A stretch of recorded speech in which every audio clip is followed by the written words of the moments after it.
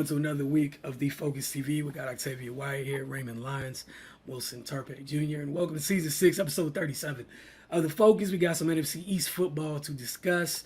The Washington Mystics, it's postseason and whatnot. Ray's going to fill you guys in on all of that in terms of how they got there and what they have to look forward to, if that's how you want to look at it. DC United, going to update you guys on their postseason race, and then obviously going to end with some rapid fire. That said, Octavia, the floor is yours. What happened in NFC East in week 1 of this NFL season? Week 1 was very, very rainy and sloppy, pretty much almost everywhere. All 4 NFC East teams played in some type of downpour that happened. We had a lot of rain this past weekend in the East. The only team that probably would have been able to avoid it would have been the Cowboys if they were playing at home in their beautiful domed stadium, but they were in, I always want to say New York, but they were actually in New Jersey, playing against, I guess you could call it playing against the New York Giants, if you want to call it that. We'll get to that. I'm going to start with the hometown team and the Washington Commanders, who played against the Arizona Cardinals. They were victorious. They defeated the Arizona Cardinals 20-16. To me, a lot closer than I thought it would be. But Josh Harris, Magic Johnson, and et cetera, and their new ownership group got their first win. Sellout crowd, and there were more Commanders fans there than the opposite team. So that is a win in all itself. Sam Howell was 19 of 31, 202 yards, 1 touchdown, 1 interception, 2 carries for 11 yards, and 1 rushing touchdown, as well as 1 fumble loss. Brian Robinson Jr. had 19 carries for 59 yards and 1 reception for 7 yards and 1 receiving touchdown. And Curtis Samuels had 5 receptions for 54 yards, 1 carry for 6 yards. An overarching theme throughout pretty much the entire NFL, I would say with the exception of 4 teams, everybody looked a little bit rusty.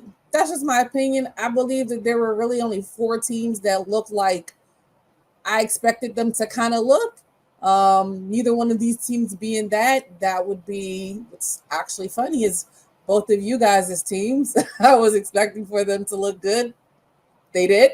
As well as the Miami Dolphins and the Los Angeles Chargers. Those are my 4 teams that I feel like pretty much was ready for week 1. Everybody else, I feel like there was still some rest that we had to get under control. I thought the Cardinals had no chance in this game. We know that they're going through a full rebuild. There's no Kyler Murray. Budda Baker is itching to get out. I honestly forgot that their wide receivers until I watched the game was Marquise Hollywood-Brown and Rondell Moore. It's just, and I continuously forget that Zach Ertz is still playing. So it's just, I wasn't expecting for it, but again, any given Sunday, they went out there and did their best, and they almost actually got away, with a win. Sam Howell, like we stated, 19 of 31, 202 yards with a touchdown, interception. He also rushed for a touchdown, which was a very good call by him in that moment. But the overarching thing was, as always, is the offensive line. I mean, we saw Carson Wentz last year running for his life, and we saw Sam Howell running for his life as well. I don't know how far he got away, but he had 6 sacks, which I'm sure he had a very long ice bath yesterday. Some of those sacks being his fault, some of those sacks not being his fault. You can tell. Second-year player, I think this is his second game that he started. He kind of holds the ball a little bit long. He's not stepping up in the pocket when the pocket is collapsing, which, of course, is going to occur a sack. So, I mean, growing pains in that aspect, but the offensive line has to get it together. And, again, I believe their last preseason game was probably their best situation as a unit. But, again, they played against third, fourth string players. And they were playing against number 1s this week. Granted, we know Arizona is not where they want to be, but they got some people over there that were able to kind of get down there and get to Sam. So some other things that just kind of caught me off guard. Terry McLaurin only had 2 passes for 1 yards. He was only targeted 4 times. I don't know why. That's the bread and butter, So I expect him to get more touches. Granted, we know he's maybe still nursing a toe injury, but he didn't look like it was bothering him too much in the game. It just looked like he wasn't that much involved. Tight end Logan Thomas, he had some very costly drops in this game. There was one early in the first half that would have been a large pickup for them that could have gave them some more separation, on the scoreboard that he dropped. And again, he's coming off of another season of injuries. And there's some tight ends behind him that could provide some assistance if he's not going to be able to cut it for them. So that's something that he's definitely going to have to get under control. The bright spot for them always is going to be their defense. The Commanders had 11 tackles for loss. 6 of those tackles for losses came from Jonathan Allen, Daron Payne, and Montez Sweat, the usual suspects. Chase Young did not play in this game, nursing a neck injury. I think it's a neck, shoulder, stinger situation that apparently he's still having, which is, to me, not a great sign with where he is. And I was hoping he would come into this season healthy. So hopefully he's able to kind of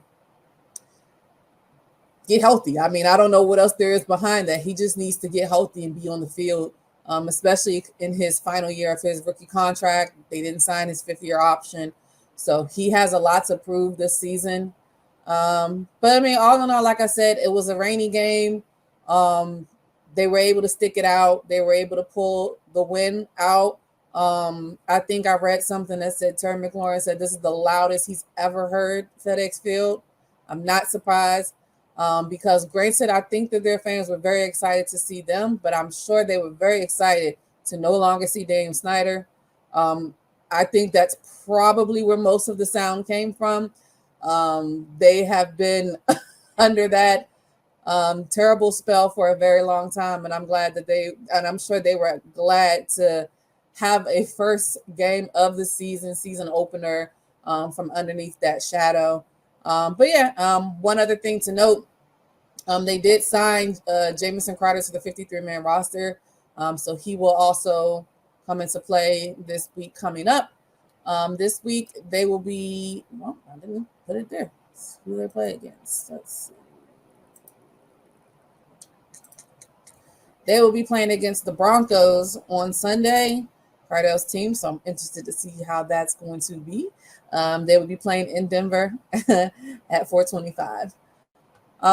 Next, we'll go to the other lone team that did not play in an interdivisional game. So the Philadelphia Eagles, they played against the New England Patriots. They defeated the Patriots 25-20. Jalen Hurts was 22 of 33, 170 yards, 1 touchdown, 9 carries for 37 yards, and 1 fumble loss. Kenneth Gainwell had 14 carries for 54 yards and 4 receptions for 20 yards. A.J. Brown had 7 receptions for 79 yards. And Devontae Smith had 7 receptions for 47 yards and 1 touchdown. Again, a very wet, soggy game. That honestly probably was the reason why they won. And it's a little crazy. They were able to get out to a 16-0 lead due to turnovers. Darius Slay did a pick 6 early in the game, as well as Jordan Davis forced a fumble of Zeke that also led to a score. So they were up 16-0 pretty fast. But again, like I said, those 4 teams are the only teams that I feel like played really, really well. I don't feel like the Philadelphia Eagles played well. I'm going to chalk it up to Russ, and I'm chalking it up to Russ for most teams. Kansas City lost on Thursday. There are a lot of teams that are really good that, I mean, I don't know what happened to Cincinnati if you just want to throw that out there. It was just a mess for a lot of teams. So I'm giving a lot of teams the benefit of the doubt. But the only real MVP in this game was Jake Elliott. Without him, don't know how this game would have gone without him and the defensive score by Darius Slay. Jake Elliott hit 4 field goals, a 51-yarder, a 32-yarder, a 56-yarder, and a 48-yarder.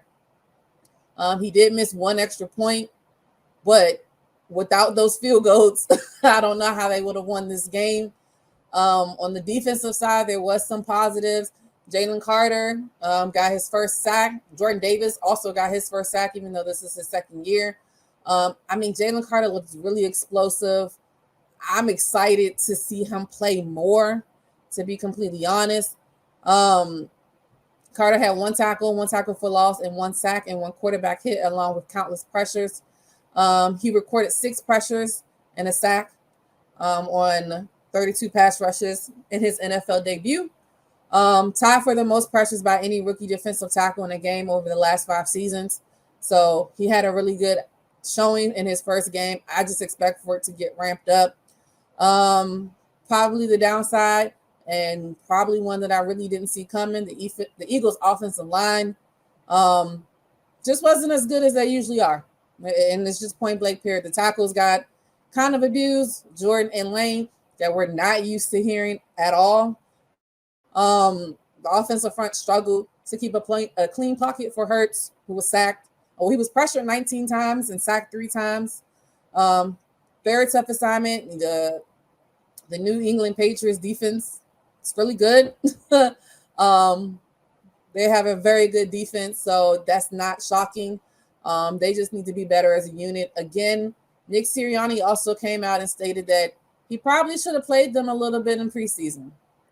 And while hindsight is 2020, because I agree at this point, but there's a lot of injuries in preseason, so I can understand why a lot of coaches were hesitant to play their ones in the preseason.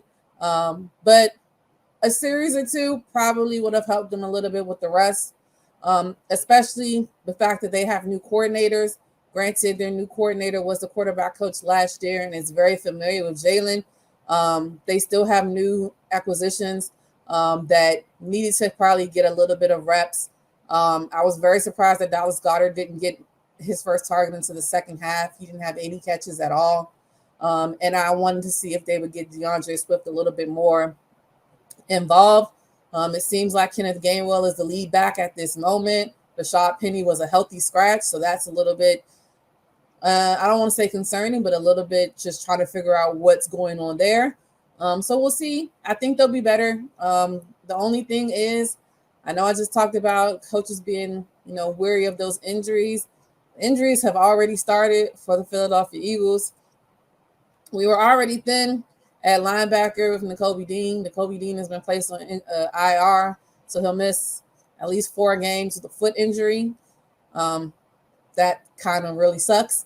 But they were able to elevate Nicholas Morrow, who we signed in the offseason, who was supposed to really be the starter alongside with Dean. They've elevated him from the practice squad. I expect him to be starting this week coming up. As he, went through training camp and preseason with the team, he should know exactly what he's doing. He just has to go out there and actually perform. They did also sign linebacker Rashawn Evans to the practice squad because, of course, they're going to need more depth there. Then in the secondary, again, a little bit where our depth concern is. James Bradbury has a concussion, and with a short week with them playing Thursday night, it's very tough to see if he's going to be able to play. That's going to be tough, knowing that you're going against Justin Jefferson. And I'm sure Justin Jefferson wants some get back from last year. I don't know how we ended up playing him 2 years in a row. I don't really like that. But it's going to be interesting with that. Fletcher Cox and Kenneth Gainwell also have some rib injuries. I believe they said Cox did practice today. Gainwell still did not practice. So they still have tomorrow, probably do a walkthrough, and we'll see how that works out. But all in all, sometimes you got to win games like that in an ugly fashion, which most of the teams did have to do this week. But they were able to pull it out. Just looking forward to, I would assume, a competitive game on Thursday with the Vikings losing to Tampa Bay, which I don't think anybody saw coming either. So we'll see what happens. So they'll play Thursday night, 8:15 on Amazon Prime against the Minnesota Vikings. And last but not least, this one shouldn't even really take too long to talk about because only one team really did anything. I don't know what the other team was doing. I don't think they did anything. That was all. That picture right there kind of sums up the entire night. The Dallas Cowboys played against the New York Giants, if you want to call it, played against. The Giants were there. The Cowboys played. I don't know what the Giants did. I don't think they did anything. Dallas defeated the New York Giants 40-0. I mean, what a way to start Sunday Night Football. I'm just saying. These are the reasons why I hate when my team plays on prime time. These are the reasons why. I would rather just play in our own little time, and I'm sure New York feels the same way right now. That for Dallas, Dak Prescott was 13 of 24, 143 yards, one carry for 6 yards. Tony Pollard was 14 carries for 70 yards, 2 rushing touchdowns, and 2 receptions for 12 yards. And Kayvon Turpin had 3 carries for 14 yards and 1 touchdown reception and 2 receiving. I can't talk now.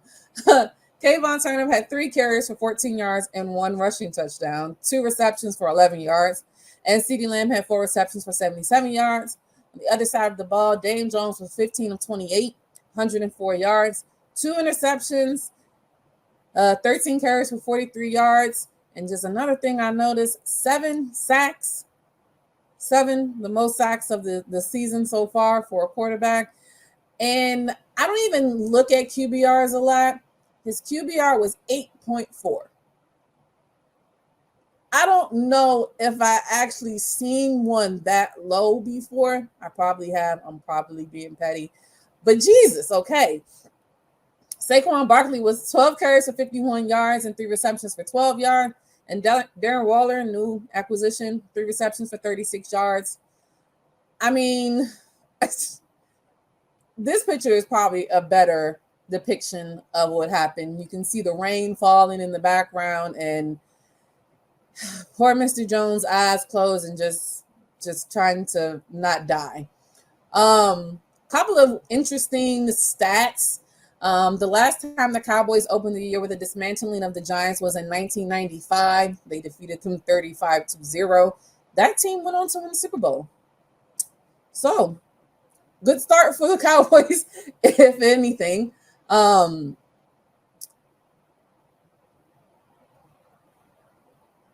can never say his name. OC and Doris Armstrong both had 2 sacks each. They combined for 5 tackles for a loss. Michael Parsons, DeMarcus Lawrence, and Chauncey Golston each added a sack. So there goes your 7. I mean, the defense was just ridiculous. Their defense had an unreal pressure rate of 55%. With 10 total tackles for loss, 12 quarterback hits, 8 pass deflections, 2 interceptions, a forced fumble, and a defensive touchdown.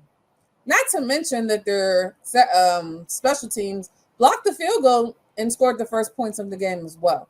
So granted, you don't see a lot of offensive touchdowns for them. That's because their defense pretty much handled a lot of that, as well as the special teams got involved.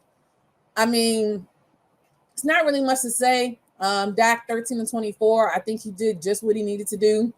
The first game of having McCarthy call plays seemed to work pretty fine for them now. As great as this game was for them, I know a lot of people are saying that it was a statement win and all these things.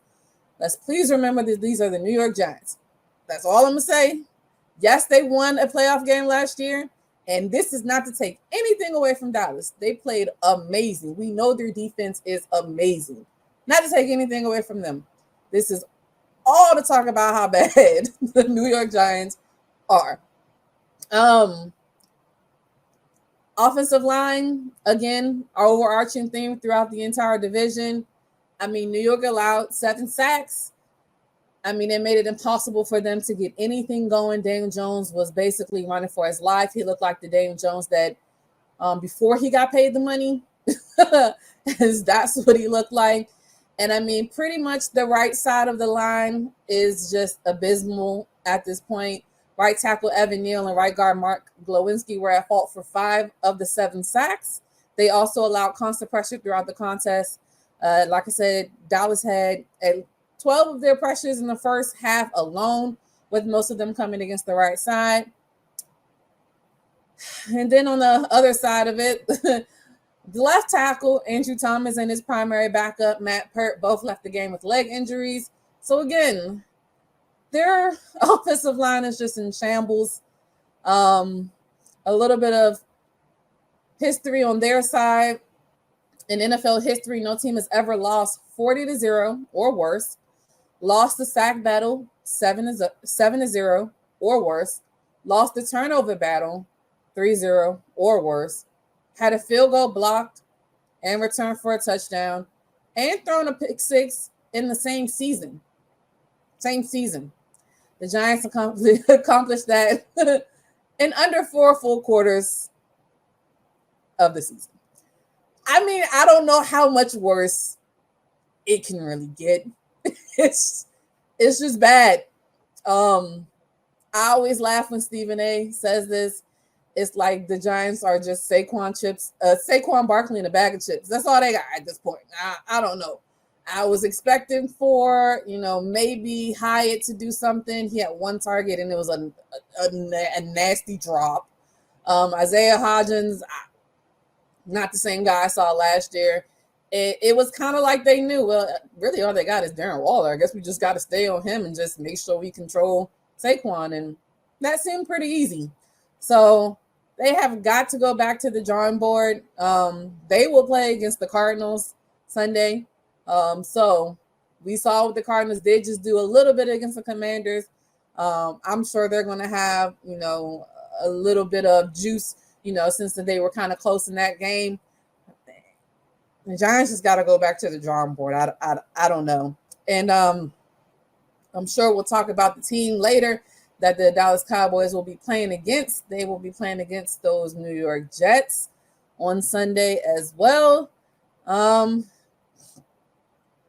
So I'm guessing they're staying. I wonder if they went back home since they were already here, but I guess I'll look at that later. But yeah, so far in NFC East, we are 3-1 as a division. We already got a divisional loss for the Giants, and we'll see how next week goes. A lot of I don't know. It's just kind of crazy. It's the NFL season. It's the best time of the year, though.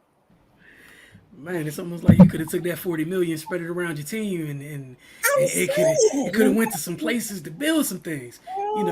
Just saying. Just I'm not the brightest. Just Ray, what you think that 40 million would have got you? Like, it would have got you at least some points on the board. That's for damn sure. Maybe three. Maybe at least got a field goal. Like, think about this. The Cowboys came out there and was like, hey, tell the money man to beat us. And if that was the plan, why in fact did you give said person that money? However, none of our business. That's just week 1. I'm going to pray for Daniel Jones because if you only get offensive lineman, Mr. Andrew Thomas is not here. The way the league's been looking like pressure-wise and how many offensive lines are struggling, it's bleak outside right now. Yeah. Gonna pray for you. There's teams that had great days that can't block. And I don't see any great days in your future. Shout out to the Giants. You gotta love when bad teams do bad things. Nobody, and the worst part is, you could have just went in the draft and drafted a quarterback. Saved your money, paid your running back, maybe did some other things. Instead, you're here. And who's not picking up their phone for the rest of the season?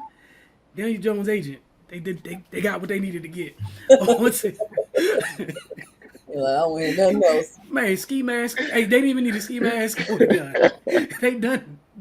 It's written in ink. We don't even dry. Sign still delivered. Don't try to renege now. Look, we don't even want the monopoly part of the NFL contract. We good with the guarantees. We locked it. That's it. Ray, on to the Mystics. Oh man, yeah. So the Mystics, they wrapped up their season on Sunday against the New York Liberty, and they wrapped it up with an exclamation point. They beat the Liberty 90-88 on a spectacular last-second play. Tasha Cloud finds Brittany Sykes for a little mid-range alley-oop play over Stewie, sealed the game.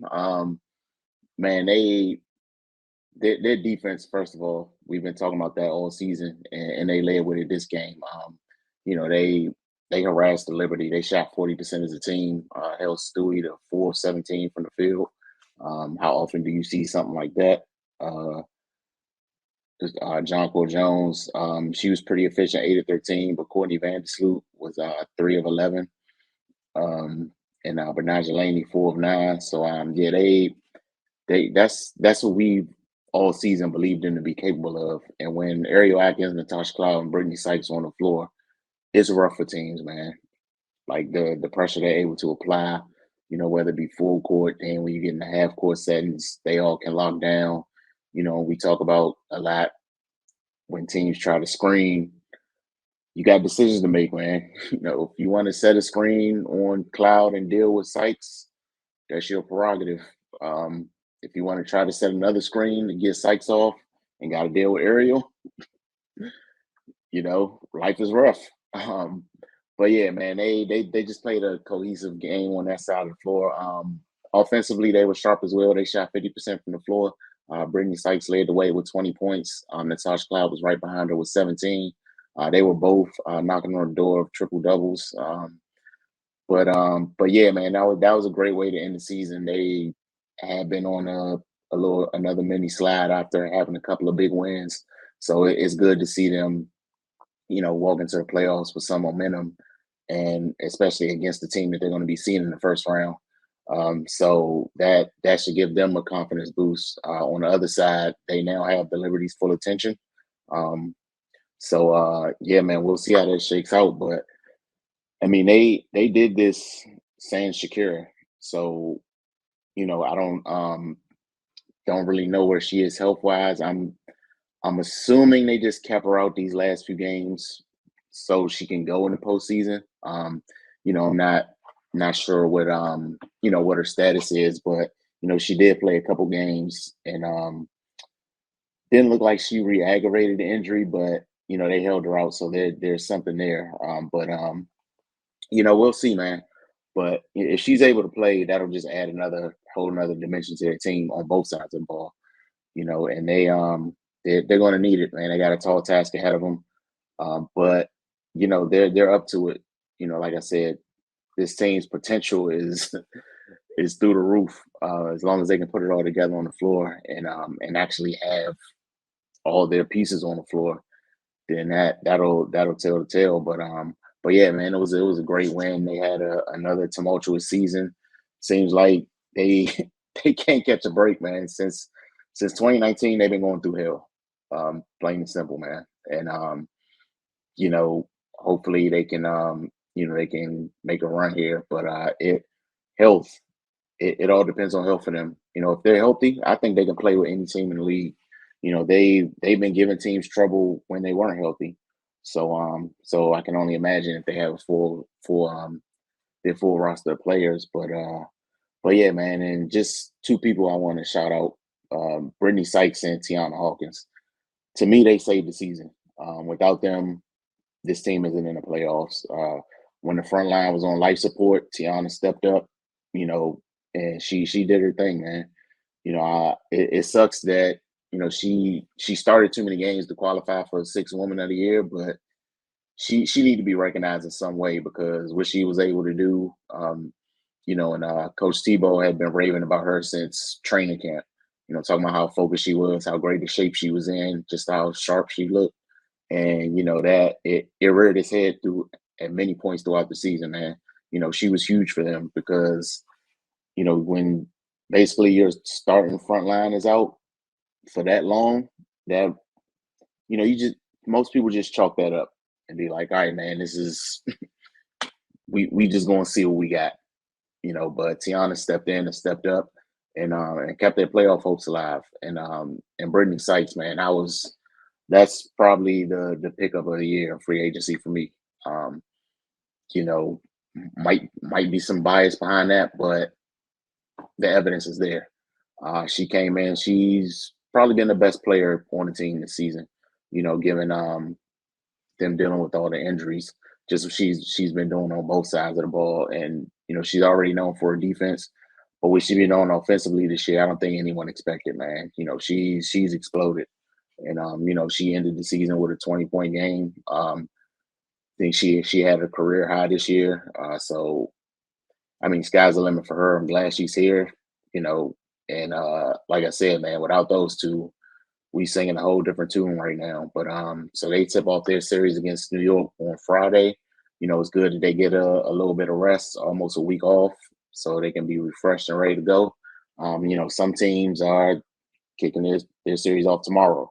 So the Mystics got the long end of the draw there, so they can just kind of take everything in, decompress, and get ready for a tough first round matchup.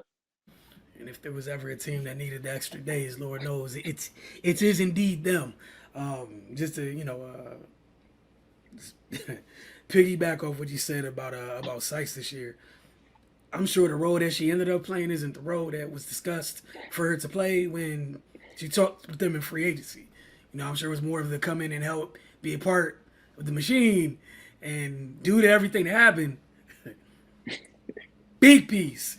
Roles change for both of the women that you mentioned, for Brittany and Tiana, although she's been a pro in this role for Washington quite a bit. She was that in 2019. Irreplaceable piece on that roster. And like you said, this year was just huge. I'm going to go ahead and just make sure, folks see this before we move on. Because this is the play that kind of ended everything, this right here down the stretch. And what y'all think of that call from Coach T, too? Oh, it was perfect, man. Perfect call, perfectly executed. I'm sure it threw New York for a loop. But yeah, man, like the misdirection and Sykes went to her spot. Tosh threw a great pass and she finished it. Yeah, it's all about that. You throwing a lob to the 5'9" guard at the foul line. And to keep in mind just the freakish athleticism involved by both the women that were part of that play. You got Stewie, who's 6'4", with super long arms. So to add to the degree of difficulty, Stewie has like a 7'1" wingspan at 6'4". Her standing up with her hands straight up is already a hell of a contest. Yeah. Sykes got to go climb the ladder, get the pass, have some touch on that, and she's also someone with a freakishly long wingspan. Sometimes it's hard when you have long arms to make a play like that with the clock expiring. But again, right, like you said, hell of a way to end a regular season. And we'll see what it looks like. I think with Shakira, I don't think there's any definitive update in terms of her not playing or not being available. I know one of the things recently I think Coach T and Coach Eric had talked about was just them wanting to take their time and make sure they keep an eye on her long-term health. So I also want to be surprised if you think a bigger picture, this series probably isn't worth that. The bigger picture, because this is only year 2. Obviously, we wish her nothing but a speedy recovery. Sure, her teammates would love to have her back. That said, pressure's on New York. A little bit. Pressure's on New York. It's your building. You get 2. It's a 3-game series. You get 2 games in your building. Lord knows if you got to come back to the ESA. I don't know. It's not a thing I would like to do, but that's just me. What do I know? Especially considering you favorites and whatnot. Here's a WNBA playoff bracket real quick. We got the 1-8 matchup with the Aces hosting the Sky. Ray already brought up the 2-7 matchup, the Liberty hosting the Mystics. We got the 3-6 matchup in Connecticut hosting the Lynx. And then the 4-5 matchup where you got Dallas hosting Atlanta. Ray, we'll start with you. Just what series are you looking most forward to outside of, obviously, Mystics Liberty? I honestly think every series is going to be interesting except Vegas and Chicago. We already talked about Washington, New York a little bit, but Dallas and Atlanta, that's a intriguing matchup. Dallas, they're huge up front. And of course they got Enrique in the backcourt, but Atlanta, they got some size too, and they have size in their backcourt with explosive scoring. So, and they're deep. So that could get interesting, man. Styles make fights, man. We just got to see who takes advantage of their where they're over the other team first. Connecticut, Minnesota, that's gonna be interesting too, man. Connecticut, of course, they got Alyssa Thomas. She's just tough to deal with, period. But of course, they got DeWanna Bonner as well. Minnesota Fees has had a great year. Kayla McBride. I just don't see where Minnesota has a definitive edge over Connecticut in at any point. But they can get hot, and once that happens, anything is up in the air, man. So yeah, if those threes start falling, then Connecticut's in the scramble. We got a different series. But if Connecticut kind of slow the game down, take advantage of their rebounding edge, and just execute in the half court, I think they win that one pretty handily. But yeah, Vegas and Chicago. Chicago just snuck in the playoffs. We know they got fight in them, but I just think they're severely overmatched, and it's not going to be much they're going to be able to do. Yeah, like yourself, Cardell, and myself was up. Myself as well. We're talking leading as the Mystics were going down the stretch. The worst place in the world you wanted to be was 8. Last place you wanted to be was going across the country into Vegas for that buzzsaw. That's the last place you wanted to be. And they narrowly avoided it, but they avoided it. Octavia, what are you looking for to this WNBA playoffs, at least in the first round? Yeah, I'm not gonna lie. I watched the game Friday night, and I was like, because sometimes the seedings and who wins and who what. And once they said yeah, it was like they win, they the 7th seed. I was like, oh Jesus, thank God. I don't want to don't get me wrong. Like I feel like if they play their game, like of course they can be in any game, but you don't have to deal with that early. And they play New York Sunday. Y'all can chill in New York for a while, get some rest, don't worry about travel, possibly even I don't know if they're back or not, but yeah, starting with the Vegas and Chicago series, like you said, I just think Vegas just has too much. Like we know Kalia will do everything she possibly can. I think Elizabeth Williams had a pretty decent season as well. But I just think it's too much. It's too much. Kelsey, Chelsea, Jackie, Asia. I don't know where Candace is as far as her injury. I don't know if she's out completely or what, but it's just too much. I don't think they'll have enough to deal with them.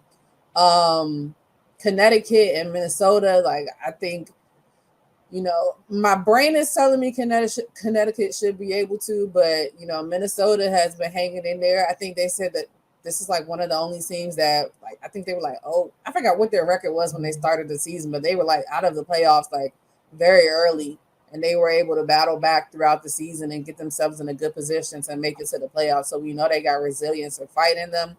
But like you said, Dewana Bonner, for them to even like Connecticut to kind of hold it down a lot, because we thought, Bree Jones would be not Bree Jones, the other Brianna, would be there, who got injured earlier in the season, and they were still able to hold their own as well. And I mean, Alyssa Thomas is a triple double machine, and Dewana Bonner, it doesn't look like she's aged at all. As long as she's been in the in the W, it's like she's getting younger as the games go on. So it's going to be a tough battle there, but I expect Minnesota to put up some fight. I think Dallas and Atlanta is going to be my favorite one outside of New York and Washington to watch.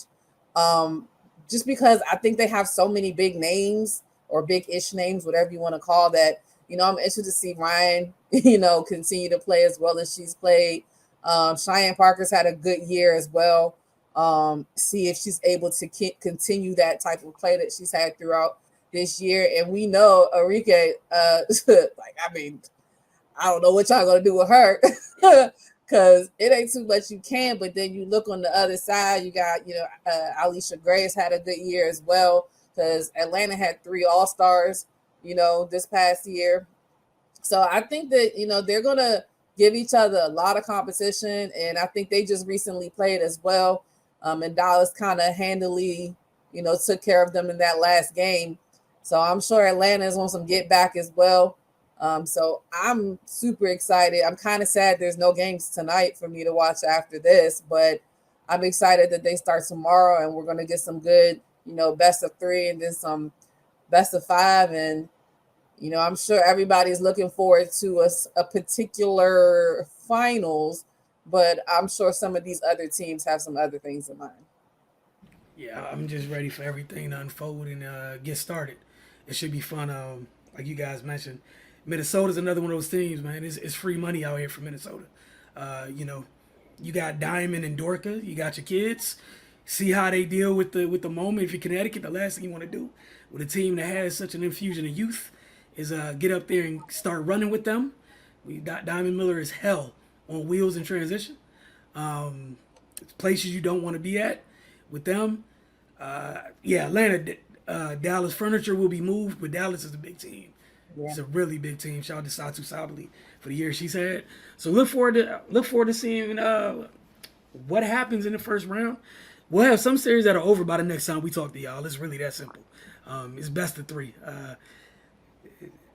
Well, I don't know if every series will be over by the next time we talk to y'all, but maybe at least one. It's our job to let you know that that could in fact be a possibility. Nothing that we want, but we'll see.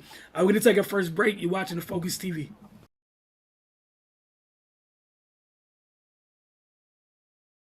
Welcome back to the Focus TV. As promised, update you guys on DC United and what they've been up to this past weekend. We told you guys last week they had a big opportunity ahead to come in and take on San Jose and possibly move up in the standings. But we're gonna just get to it. Missed opportunities in this one. All right, see that right there, Ted Pietro right in front of the goal, just couldn't get his foot on it. And that was the theme of today, honestly, of Saturday rather, for both teams. Neither could capitalize on opportunities when they rose. You had a really good opportunity in the 53rd minute. You guys see in a little bit. It looked like DC United scored, but Pirani came onside from an offside position. And good old VAR. It's only your friend when it saves a goal and keeps things in your favor. After video review, the kind official comes out, lets everyone know that the goal does not in fact count, and the air was kindly let out of Audi at that moment. You see a great opportunity right there for San Jose. Just could have capitalized. Good save by Mr. Bono for DC United. One of the positives, though, I think that we've seen over the stretch of this year is the connection or relationship that Christian Benteke and the youngster Ted Pietro have. Do a really good job. Ted does a really good job playing off of Christian in hold-up play. Christian does a great job creating space, keeping defenders at bay, and then finding runners. And Ted's found out he can make a living off it. It's just it's just whether you capitalize off the moment or not. Right here, you see Christian out in space, takes a couple touches, just misses. That's it, just misses. And credit to both keepers. You had an opportunity for both teams to get 3 points. Both teams would leave DC, the night would end at 0-0. You had a little card action late in this one in the 89th minute. San Jose's Tyler Beeson was given a red card. But even going down a man, there was a good amount of stoppage time, but DC couldn't take advantage of it. So the game would end in a 0-0 draw. Here's the goal that they thought they scored. The lights flicker in, they're ready to celebrate. Looked like the young Pirani was going to get his first goal for DC United. You see Benteke right here. Ball gets to Pirani off a great pass from Birnbaum. However, he came from an offside position. And that's something they had to deal with right here. You're going to see the kind official let everybody know that it's still 0-0. Because it was a scoreless draw, there was no change in the standings. DC United remains in 9th, just above the line. They are, however, 1 point behind Montreal in the standings. Up next, they'll play Charlotte FC on the road on Saturday. A result there, you got a chance to jump Montreal if Montreal draws and or loses. So we keep an eye on that. Look forward to informing you guys next week. We're going to take our second break. When we get back, get into a little bit of rapid fire. And obviously, there's a topic we're going to get into, in New York and MetLife and the wonderful turf that they just continue to play on. You're watching the Focus TV.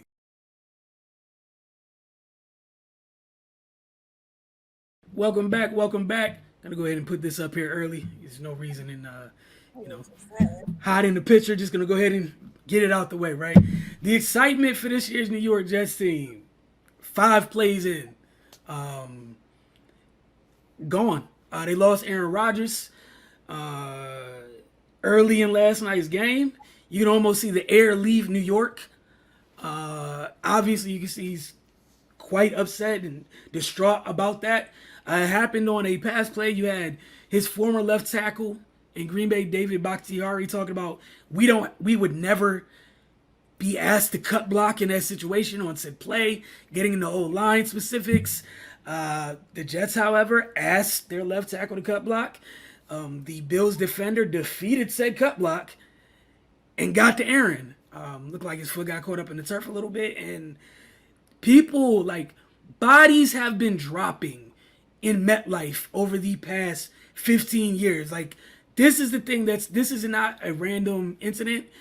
Several teams have lost multiple players when they go to play the Giants and or Jets because this turf is that bad. And for the Jets, this is kind of tough, right? I'm sure you can kind of probably tell yourself in ownership that, those are other teams and maybe they should have been more prepared. The only reason we're not talking about, the debacle that Zach Wilson being picked at number 2 was because you signed Aaron Rodgers. And now that's gone.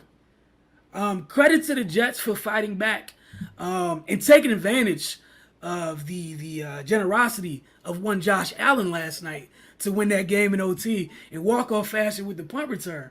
But I got to start with you, Ray. Just your thoughts on Aaron Rodgers, like the Aaron Rodgers season being over that quick for the Jets. Yeah, that sucks, man. Like, it seemed like he brought so much hope to that situation, and just for it to be over that quickly. I mean, yeah, that's terrible, man. This is you take a gut punch on the first possession of your season. Like thankfully they were able to win the game, so maybe they can use this as a rallying cry. But yeah, that's gonna be tough, man. And and then personally for him, like, of course, the first question is this it? Getting an injury like that at his age, yeah, that's going to be tough to come back from. And I would just, he's going into a new situation. After the way things kind of fizzled out in Green Bay, is just gives him a chance to start with a clean slate, even at this advanced age. But yeah, that I can't imagine what he's going through mentally right now. So yeah, man, hopefully he can recover and come back, and they can try this thing again next year. And hopefully the Jets can, move forward with their season and kind of at least have some hope. I mean, they want to know, so but yeah, man, things have got to look bleak for them at this point. But just why are we still playing on turf? That's a better question. I mean, it's an easily solvable problem that they just refuse to solve. So here we are. It's a crazy part. I'm sorry, Octavia, before you go. There's been multiple big name players they have a campaign about grass fields that nobody wants to hear. Yet you would think if you're someone who owned a team and invested millions and or billions in said investment, would you not do everything you could to make sure that those things work correct or provide? Yeah. Anyways, Octavia, your take on this situation. So I'm going to be honest. Like, I have like my very real and serious side of this, and then I have my petty kind of side of this. I was just going to be the mature one because I knew at least one of y'all was going to go this route. Oh, see, just real quick, because I knew she was, I'm not answering this one. So that I also growth. This is all Octavia. I'm not mature enough. It's this thing called karma that sometimes happens, guys. I'm just saying, the last 2 years he put the Green Bay Packers through the ringer. Am I going to play? Am I not going to play? He goes over to New York. He's this big star. He's at all of the games and all of the tennis matches and concerts. And so that's the petty side of me. Like, how you treat people sometimes comes back tenfold. That's just one thing. The serious side of me, it's horrible for them. I would hate to be a Jets fan in that moment. one of my favorite ESPN people is Greeny. Poor Greeny. He was distraught. Like, I don't even get on Twitter that much, but I got on Twitter and I had to find he looked distraught. It's like he's been in love with Aaron Rodgers ever since he became a Jet. But yeah, I mean, it's really bad. Four plays in. 4 plays in. And in the midst when it happened, I didn't even really see anything. But at the same time, to me, it's like they've been talking about the Jets all off season, how great they're going to be. They're going to the Super Bowl. The defense is this. But the one thing that, some people have talked about, but not everybody seemed to think was a big deal, was the offensive line. As we've stated pretty much all year, I've stated the offensive line across the NFL is suspect. And I mean, just talking about, we see what the Giants went through. I mean, we know what Joe Burrow's gone through in the past. Like, these people, like, the offensive line is not what it used to be, or either these defensive lines are crazy now, So, I mean, we saw it a little bit in Hard Knocks where, they're yelling about the offensive linemen and it came back to bite them. The only other thing I don't really like in this story is that, after this happens, Aaron comes out and says, well, I told them I don't really like chop blocks on these type of plays. I'm like, okay, so here you are hanging people out of job, because all year it's been great. I love Robert Saleh. Nathaniel Hackett's my guy. Like, this is the same guy that made that decision. So I just want him to stand on both sides of it. It was a terrible situation that happened. Unfortunate.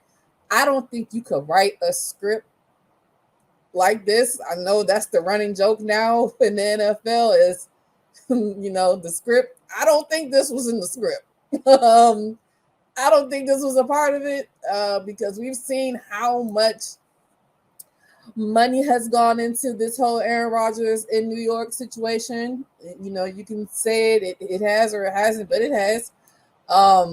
So it's a terrible situation to be, like, I feel for the young players on the team as well. Like, to be like, we got Aaron Rodgers, and literally in less than 2 minutes is over with. Like, so that's gotta be a huge letdown.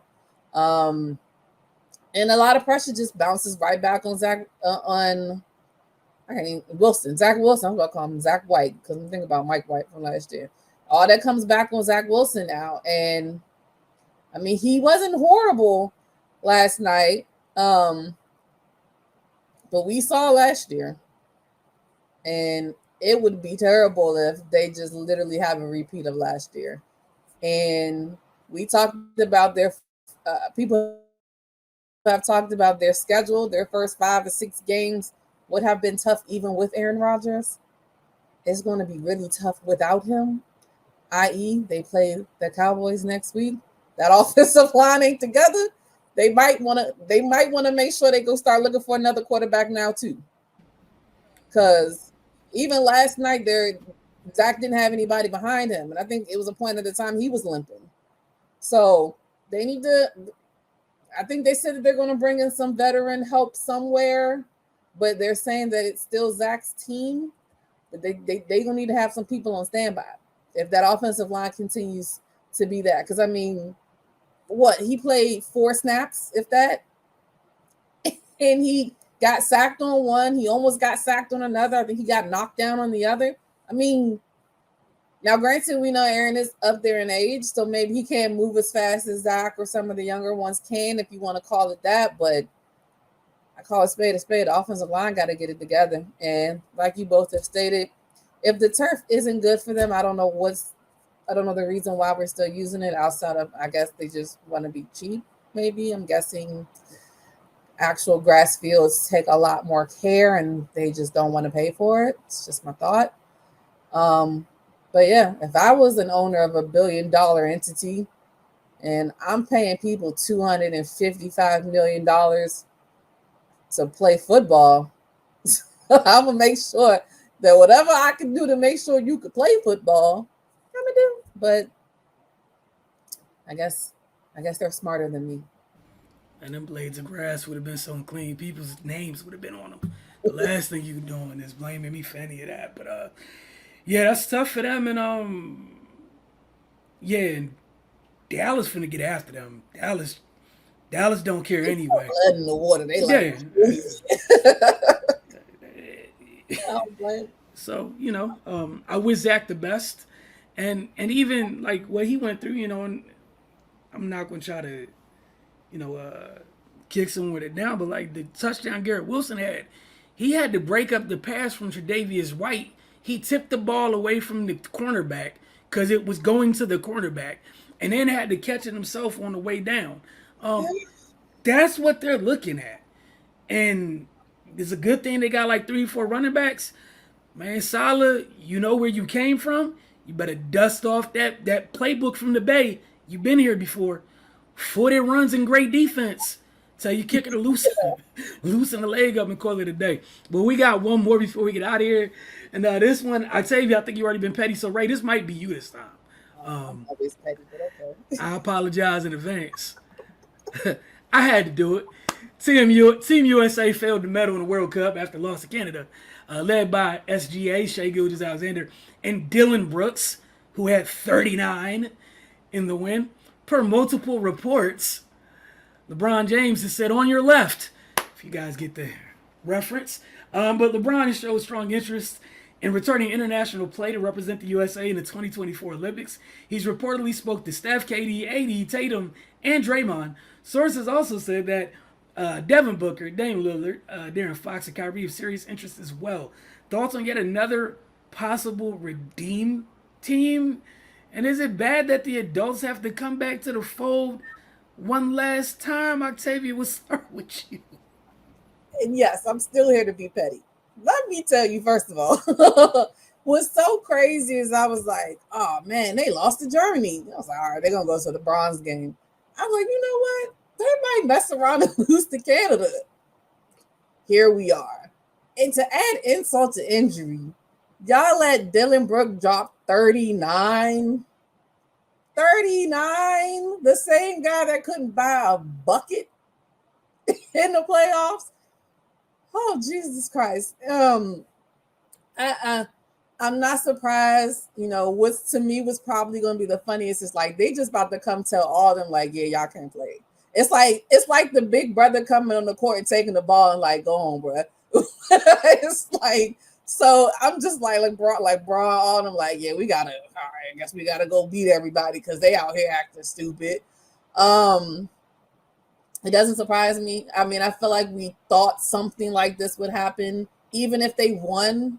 To be honest, I think we pretty much all thought like some of the older players would be like, all right, it's the Olympics. Let me get my last one in. So that doesn't surprise me as much. It's just funny how they had to do it because we couldn't even medal. And the other thing that's funny, again, the petty side of me, I'm sure Noah Lyles is somewhere laughing right now. I'm sure he like world champions of what now? Oh, okay. Just saying. All right, Ray, your thoughts on what I think many of us saw coming at some point. But as far as narrative building goes, what do you think of said person being the rallying cry to be Captain America, if you will, in my end game analogy? Of course. Like, I mean, it's funny because me and my buddy was talking about it on Sunday, and he said this exact thing was going to happen. And he's a Lakers fan. But yeah, I mean, of course, it's so on brand. So on brand. Like, but I mean, it's pretty embarrassing. But that's where USA basketball is now. I mean, they don't take FIBA seriously. Their whole thing is just qualify for the Olympics. But yeah, man, these other countries, like they take even the World Cup like it's do or die for them. We shouldn't have to call the cavalry, just to win. But like if they send the team they're talking about, You got to put up dream team numbers, or I don't want to. You already shouldn't be comparing, but if they send these dudes and they don't just destroy everything, then yeah, let's just once and for all end the air debate, because that's why the dream team was what it was, and that's why we really shouldn't compare any other Olympic team to them, because that was one of one. That was like super special. We're never going to see anything like that again. Let's just respect it for what it was and let these other guys be their own team. But yeah, like, hopefully they can restore order. I have no doubt they will. I mean, if they're sending all the people they're saying they are, but yeah, they just got to take international competition more seriously, man. Like, it used to be a continuous program. The other countries already have the advantage because these guys are playing together all the time. So, we got to treat this thing with a with a little bit of urgency. Like, you can't not medal. Like, you can't not win gold. Like, forget not medaling. But the same thing happened in 2019. I think they did even worse than this team. And then like you said, they had to call the adults in the room and for the Olympics. But yeah, man, let's just get back to having some pride. We're not supposed to lose in basketball. That's just what it is. Like, and the fact that they're okay with going out there and even for the adults, the fact that they would even allow this to happen. You should be playing in FIBA. Like, who are you to say, oh, I want to sit out? I mean, if you want, that's your prerogative. But I mean, this should be the time. You should be letting them know right now you don't have a chance. So now teams are going to go into the Olympics like, even with them, no matter what team they bring, I'm sure them other countries are not going to be like, oh, well, it's over before it starts. You're going to have work to do. You're going to have to go out there and show them what it is. Well, you could have just done that this time. Like, but whatever. Here we are. And again, if you form this team, I don't want to see no struggle, because it should not be. And that whole no allow situation completely annoyed me, because like, first of all, what are you even talking about? Second of all, no, this is why a track person shouldn't be speaking on basketball. It works totally different.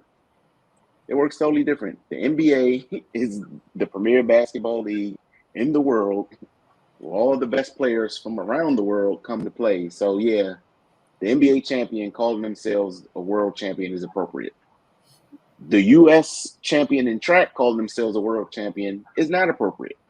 So just stay in your lane, bro. Like, that, I didn't even understand where. I forgot you weren't here when we talking about that. And shout out to the U.S. men's team for giving you the opportunity to say your piece on it a couple weeks later. Nah, man, like, it's funny. I was talking with some of my guys. I called this when them people got to Vegas to practice. I was like, oh, dude's gonna come back for one last hurrah, whether the kids won or not, because it seems good from a narrative. It only got better to that person from a narrative standpoint. Now they need me to come back, right? And for the kids' standpoint, even the rest of the world, like, whatever just happened here doesn't erase it. If the adults come in and smash everybody, guess what? That's that adult group last time doing anything to the rest of the world.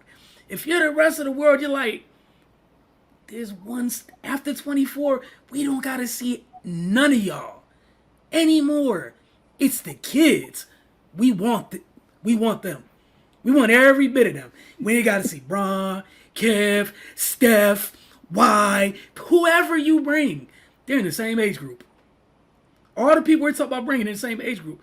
And also, for Captain America here, where were you when Kevin and Drew Holiday killed themselves with that group?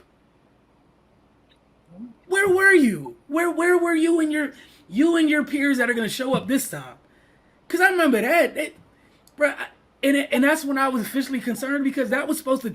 Remember, the narrative around that team was that's gonna be one that they're passing the torch. Nothing got passed. The adults showed up and had to. What happened? It was the adults. They tried to give it to Youngin to take over, and we're here. And also for the youngsters on that team, where the hell were you for this? The ones who were supposed to get passed to, what's it called? It's about the two kids in Boston. Why the hell weren't y'all on this team? Luke is out there. Shea out there. Dylan Brooks just hung 40 on your country. Where were y'all? I'm just asking questions because I'm not a fan of, I'm cool with coming off the bench when the OGs show up one time for the last run. They shouldn't have to show up. Bron shouldn't be putting USA on again unless he's going in his closet, right? KD was supposed to be done with Team USA. Ray, you remember the tune-up games? I sent you and Cardell to pick a Kevin Dre at that game talking, and what I say in the group chat. Where are we right now? Oh man, super embarrassing, dog. They look so disgusted, and that was before this happened. Yeah, all the old heads about to be out here one time because, like you said, that's the sport you're not supposed to lose in. I could even take, like, you went out there, you didn't send everybody, but you lost in the title game. I wouldn't be happy, but I can accept it, or, all right, y'all weren't ready yet. You did not medal. And Canada didn't even have all their players. Like, I hate to be that person, but Canada didn't have everybody. What's the excuse? You got people, defensive player of the year is out here, and we can't medal? Like, see, I'm petty. I'd retroactively start going and taking accolades away. How did we get this? You got to get that back, bro. No rebounds and what? Excuse me? And then, not to be rude, some of the names that talk about, they're talking about playing. I don't want to see any of these little guards out here ever again either. Some of y'all went over and what's it called? What was it? Was it 19 or what was the last one with Drew Holiday? Wasn't even allowed to win a championship and breathe. He had to come right in and start for folks because it was a couple years ago. It was, who was it? Oh yeah, last Olympics. Yeah. The little guards on that team, what was it? Brad ended up not because of COVID, but it was Dame. Dame was out there. Dang, who else was on that team? But yeah, whoever they was getting abused. Yeah. Just if it's Steph, the only little guard I'm accepting. Steph and Drew Holiday. Outside of that, I want to see it. If you don't lift anything, you don't try to play any defense, I don't want to see you. But we shouldn't even be here. That's all I want to say. Like the whole Trae Young uproar. Like, what was you going to do, dog? Bruh, the same thing that happened to Austin Reeves. Put your butt in a post, and he was going to go full rotisserie chicken. Barbecue, rotisserie, any type of chicken you wanted. That's what's going to happen. Like, man, I would have asked how we got here, but we already know. I want to thank y'all for tuning in this week, man. We appreciate y'all as always. Don't forget to get over to thefocustv.com. Tune into the Focus TV Wednesdays as early as 9 a.m. on our Roku channel. If you got a Roku television device, all you got to do is type in the Focus TV in the search box and double tap OK. For Octavia, Ray, and myself, y'all have a great week. We will see you soon. For Mystics fans, we'll see you as soon as Friday on Mystics Outlook.